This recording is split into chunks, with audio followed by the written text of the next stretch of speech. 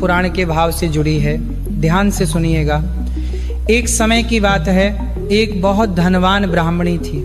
उसके पास धन की कोई कमी नहीं थी, लेकिन उसने जीवन भर कभी किसी को एक फूटी कौड़ी भी दान नहीं की थी। न कभी किसी साधु को भोजन दिया, न किसी गरीब की मदद की। जब उसका अंतिम समय आया तो भगवान विष्णु ने उसे दर्शन दिए। वह बहुत खुश हुई, लेकिन भगवान ने देखा कि उसके पास पुण्य तो है, क्योंकि उसने पूजा पाठ बहुत किया था, लेकिन दान का पुण्य शून्य था। तब भगवान ने भिक्षु का रूप धरकर उससे भिक्षा मांगी। उस कंजूस महिला ने गुस्से में आकर जमीन से मिट्टी का एक ढेला उठाया और भिक्षु की झोली में डाल दिया। संयोग से उस मिट्टी के ढेले में एक तिल का दाना चिपका हुआ था। जब वह महिला मृत्यु के बाद स्वर्ग पहुंची तो उसे वहां एक सुंदर महल मिला, लेकिन वह महल बिल्कुल खाली था। न उसमें अन्न था, न धन, न वस्त्र। वह रोते हुए भगवान के पास गई और पूछा कि मैंने इतनी पूजा की, फिर भी मेरा घर खाली क्यों है। तब भगवान ने कहा कि तुमने जीवन भर कभी दान नहीं दिया, बस अंत समय में मिट्टी के साथ एक तिल का दाना दान किया था, उसी के प्रताप से तुम्हें यह महल मिला है, लेकिन खाली है। भक्तों, इस कथा का सार समझिए। अनजाने में दिया गया एक तिल का दाना भी स्वर्ग में महल दिला सकता है। तो सोचिए, अगर आप 14 जनवरी को पूरे श्रद्धा भाव से काले तिल और गुड़ का दान करेंगे तो उसका फल कितना विशाल होगा। चूंकि इस बार आप खिचड़ी नहीं बना सकते, इसलिए इस कमी को पूरा करने के लिए तिल गुड़ के लड्डू बनाएं। तिल भगवान विष्णु का प्रतीक है और गुड़ सूर्य देव की ऊर्जा का। जब ये दोनों मिल जाते हैं तो ये मकर संक्रांति का सबसे शक्तिशाली महाप्रसाद बन जाता है। अपने हाथों से तिल और गुड़ के लड्डू बनाएं, पहले भगवान को भोग लगाएं और फिर इसे प्रसाद रूप में बांटें। शास्त्र कहते हैं कि जितना अधिक तिल आप इस दिन बांटेंगे, आपके जीवन से उतने ही अधिक संकट कटते जाएंगे। काले तिल का दान शनि देव को भी शांत करता है।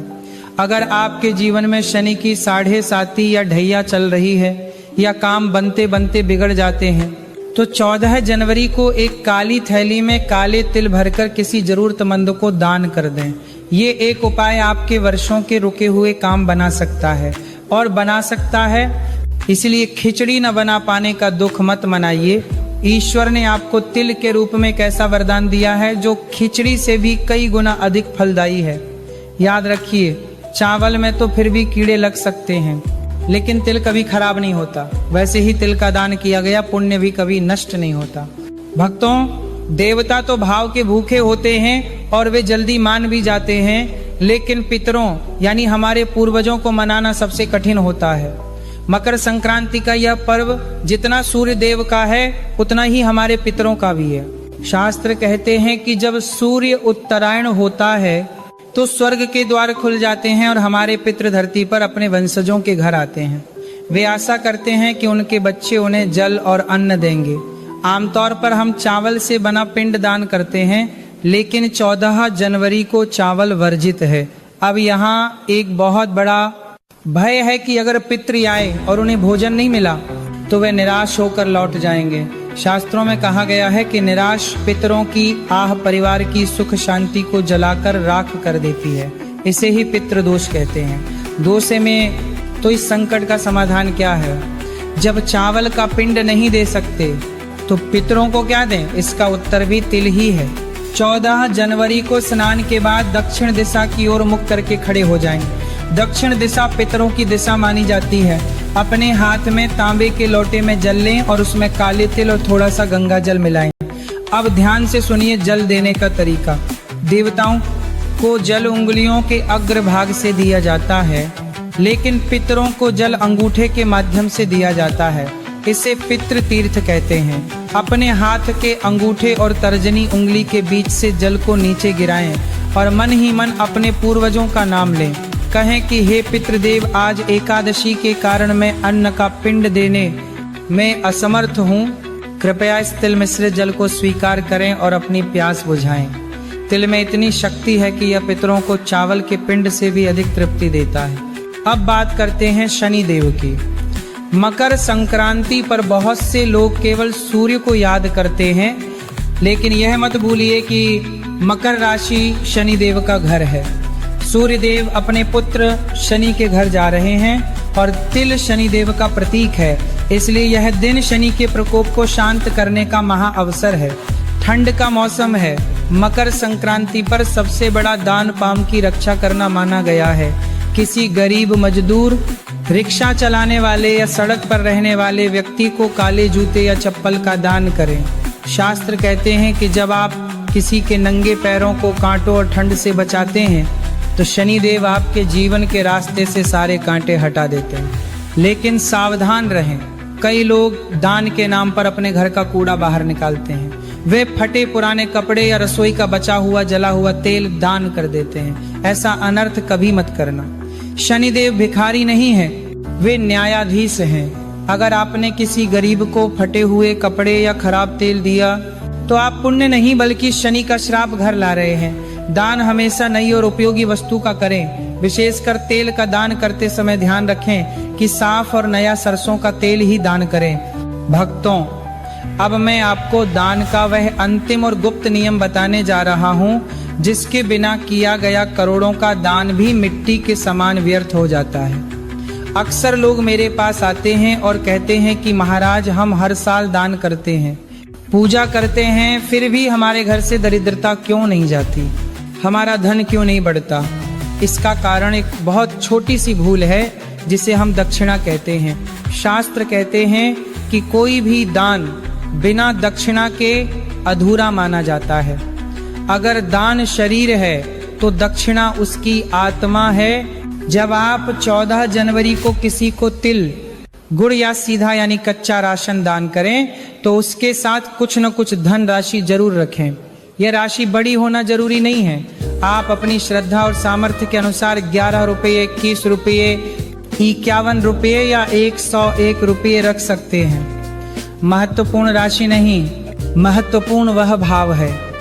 माना जाता है कि दान सामग्री में अगर कोई कमी रह गई हो या हमारे मन में कोई खोट आ गया हो तो ये दक्षिणा उस कमी को पूरा कर देती है।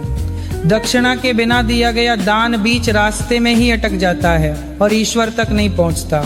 इसलिए गांठ बांध लें कि चावल और तिल की पोटली के साथ कुछ सिक्के या नोट जरूर रखने हैं। अब एक और महत्वपूर्ण प्रश्न आता है कि दान किसे दें। बहुत से लोग इस उलझन में रहते हैं कि ब्राह्मण को दें या गरीब को। भगवान श्री कृष्ण ने गीता में स्पष्ट कहा है कि जो पात्र है वही दान का अधिकारी है। अगर कोई ब्राह्मण विद्वान है और कर्मकांडी है तो उसे दिया गया दान श्रेष्ठ है। लेकिन मकर संक्रांति पर दरिद्र नारायण की सेवा को सबसे ऊपर रखा गया है। अगर आपको कोई ऐसा व्यक्ति दिखे जो ठंड से कांप रहा है, जिसके पास खाने को नहीं है, तो सबसे पहले उसे दान दें। उसकी आत्मा से निकली दुआ सीधे आपके भाग्य को बदल देगी। इसके साथ ही इस दिन गौ माता को न भूलें। शास्त्रों में कहा गया है कि मकर संक्रांति के दिन जो व्यक्ति गाय को चारा या गुड़ खिलाता है उसने समझो 33 कोटि देवी देवताओं को भोग लगा दिया। लेकिन यहाँ भी एक गलती लोग करते हैं। लोग अपने घर की बची हुई सूखी रोटियां या बासी खाना गाय को खिला देते हैं। ये सेवा नहीं, ये अपराध है। संक्रांति के दिन गाय को ताजी रोटी और गुड़ खिलाएं या हरा चारा खरीद कर खिलाएं। अंत में दान का सबसे बड़ा नियम जिसे गुप्त दान कहते हैं। आजकल कलयुग में दिखावे का चलन बढ़ गया है। लोग एक केला दान करते हैं और 4 लोग फोटो खींचते हैं। शास्त्र कहते हैं कि जिस दान का ढिंढोरा पीटा जाए उसका पुण्य क्षीण हो जाता है। वह केवल समाज में आपकी वाहवाही कराता है, लेकिन ईश्वर के खाते में वह शून्य हो जाता है। दान ऐसा होना चाहिए कि दाएं हाथ से दें तो बाएं हाथ को भी पता न चले। दान देते समय सामने वाले की आंखों में न देखें और न ही उससे धन्यवाद की उम्मीद करें। मन में यह भाव रखें कि हे ईश्वर, तेरा दिया हुआ तुझे ही लौटा रहा हूँ, मैं तो केवल एक माध्यम हूँ। जब आप इस अहंकार शून्य भाव से 14 जनवरी को तिल और दक्षिणा का दान करेंगे तो विश्वास मानिए आपके घर के भंडार कभी खाली नहीं होंगे। लक्ष्मी स्वयं आपके द्वार पर दस्तक देंगी। भक्तों, अंत में मैं बस इतना ही कहना चाहूँगा कि धर्म का मार्ग कठिन जरूर है लेकिन असंभव नहीं। 14 जनवरी 2026 का यह दिन आपके जीवन में एक नई सुबह लेकर आए। यही मेरी ईश्वर से प्रार्थना है। आइए एक बार फिर से संक्षेप में समझ लें ताकि कोई भूल न हो। 14 जनवरी बुधवार को मकर संक्रांति और शक्तिला एकादशी दोनों हैं, इसलिए इस दिन घर में चावल की खिचड़ी बनाना और खाना वर्जित है। इसके स्थान पर आप फलाहारी खिचड़ी खाएं। दान के लिए कच्चा राशन यानी सीधा दान करें। तिल और गुड़ का दान करें। पितरों को दक्षिण दिशा में तिल वाला जल अर्पित करें और किसी गरीब को जूते या चप्पल दान करें। याद रखिए, मकर संक्रांति केवल दान का पर्व नहीं है, ये दिशा बदलने का पर्व है। जैसे सूर्य देव अपनी दिशा बदलकर अंधकार से प्रकाश की ओर जा रहे हैं, वैसे ही हमें भी अपने जीवन की दिशा बदलनी चाहिए।